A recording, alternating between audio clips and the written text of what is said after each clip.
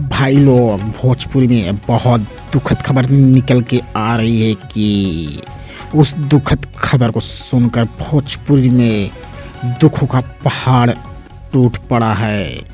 Khesari Lal, Pawan Singh, Ritesh Pandey, other actor रोने लगे हैं क्योंकि ज्योति सिंह की हो गई थी कुछ समय तबीयत खराब। उस तबीयत खराब की वजह से उनका कहा जा रहा है कि हो गया है निधन।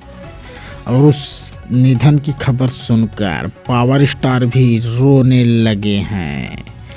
पावर स्टार बोल रहे हैं, मैंने बस उसे तलाक दिया था, लेकिन मैं करता था उससे बहुत प्यार। तो वहीं पे उनके पिताजी का हो गया है बुरा हाल रो रो के। लेकिन मुझे लगता है ज्योति सिंह अभी ठीक ठाक है, निधन उनकी हुई नहीं है, तबीयत भले